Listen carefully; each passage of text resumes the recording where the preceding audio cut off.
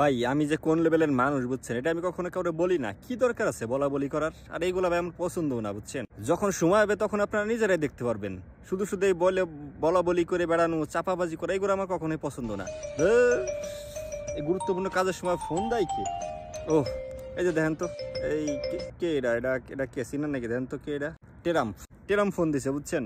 অবশ্য যে কোনো সমস্যা পড়লেই আমার সাথে পরামর্শ করে। এখন কি ফোন ধরবো? ও অবশ্য আগে থেকে এস এম এস করে দেখে যে আমি ফ্রি আছি নাকি বুঝছেন। ও আগে দেখে যে আমি ফ্রি আছি নাকি। আমি যদি বলি যে ফোন দে, তাহলে পরে ও ফোন দেয়। এখন ওই মাঝে মধ্যে আবার মানে যখন খুব সমস্যার ভিতরে পড়ে যায়, খুব চাপে পড়ে যায়, তখন ডাইরেক্ট ফোন দিয়ে ফেলে। এখন মনে হয় খুব সমস্যার ভিতরে আছে, এই জন্য ডাইরেক্ট ফোন দিয়ে ফেলছে। আমি কি ফোনটা রিসিভ করবো নাকি করবো না কোন? তো একটা ইমার্জেন্সি কাজ করতেছি। আচ্ছা রিসিভ করি, দেখি কি বলে। হ্যালো। আসসালামু আলাইকুম ভাই। ওয়ালাইকুম ওয়ালাইকুম। ভাই আমার জীবন তো তেনা তেনা হয়ে যাইতেছে ভাই, আমারে বাঁচান। তোরা আমি কতবার বলছি যে তুই আগে আমার এস করবি, এস করে পরে যখন আমি বলবো যে হ্যাঁ আমি ফিরে আসি ফোন দে, তখন ফোন দিবি। এমন একটা গুরুত্বপূর্ণ কাজ করতে তুই ফোন দিছিস কেন? ভাই আমারে বাঁচান ভাই, খুব বিপদের ভিতরে আছি ভাই। আমি বুঝছি তুই খুব সমস্যার ভিতরে আসোস। তুই খুব সমস্যার ভিতরে না থাকলে তো আর তুই আমার ডাইরেক্ট ফোন দিস না। ভাই আমি তো আপনার অনুমতি ছাড়া কখনো আপনার ফোন দেই না। হ্যাঁ আমি জানি, তুই তো ডাইরেক্ট ফোন দিস না, আগে এস করস, আমি অনুমতি দিলে তারপরে ফোন দিস। ভাই খুব সমস্যার ভিতরে আছি ভাই, আপনি কিছু একটা করেন ভাই, আপনি বাঁচান আমারে ভাই। আরে বুঝছি, সময় নাই আমার হাতে, সময় খুব কম। ঠিক আছে, যা বলার চালু চালু করে বলতো, কি সমস্যা? ভাই খামিনী সাহেব তো আমার পিছে লাগছে ভাই, সকাল বিকাল হামলা করতেছে ভাই। ঘুম থেকে উঠে একবার হামলা করে, ঘুমাইতে যাওয়ার আগে একবার হামলা করে ভাই, আপনি বাঁচান ভাই আমারে। তাই তোর পিছে লাগবো না? খামির সাহেব তুই চিনস না? এই মাল যে গাউডার গাউডা, ঠিক আছে, তুই আর পিছে লাগতে গেছোস। তুই এরানে যে আক্রমণ করছোস, তাই তোর পিছে লাগবো না? ভুল হয়ে গেছে গো ভাই, ভুল হয়ে গেছে, আর এই ভুল করতাম না ভাই।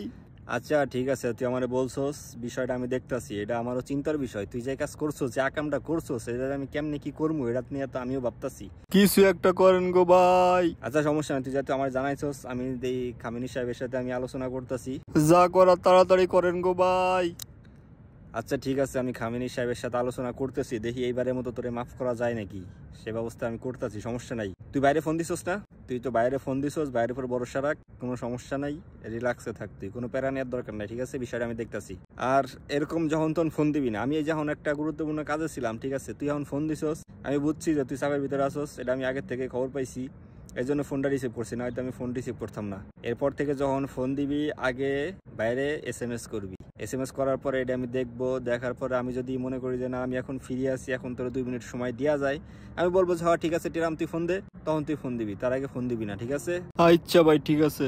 ওকে ওকে ঠিক আছে, আমি বিষয়টা দেখতেছি, রাখ। ওকে ভাই, আল্লাহ হাফেজ, আসসালামু আলাইকুম। ও ক্যামেরা অফ করি নেই, ক্যামেরা চালুই রয়েছে। ও আচ্ছা, আপনারা যেহেতু বিষয়টা দেখে ফেলছেন, তাহলে এবার আর কি করার। আচ্ছা দেখলেন তো, টিয়াম ফোন দিছে, সবসময় ফোন দেয়, যে কোনো সমস্যা হলে এবার ফোন দেয়। এগে নিয়ে আর কি যে করব আমি, এদের নিয়ে সবসময় টেনশনে থাকতে হয় বুঝছেন। আচ্ছা ভাই, একটু ওই টিয়াম একটু সমস্যার ভিতরে আছে তো, আর বুঝেনি তো, সে আমেরিকার প্রেসিডেন্ট। ওই যদিও আমার ছোট ভাই মানে ওর আমি উপদেষ্টার মতো আর কি, ঠিক আছে? যে কোনো সমস্যা হলে আমার ফোন দেয়, উপদেশ নেয়। যে কোনো সমস্যায় পড়লে ওরা বলে যে একটু সমাধান করে দিতে, দেই সমস্যার সমাধান করে দেন। কি করবো, কিছু তার করার নাই, বুঝেন না? ছোট ভাই ব্রাদার। এখন যাই হোক ভাই, বুঝছেন তো বিষয়টা, বুঝছেন না? ছোট ভাইয়ের প্যারা মানে আমার নিজেরও প্যারা। এখন বিষয়টা আমি দেখি, একটু ওই খামিনী সাহেবের সাথে আলাপ আলোচনা করতে হবে। আপনারা সবাই ভালো থাকেন, আল্লাহ হাফেজ।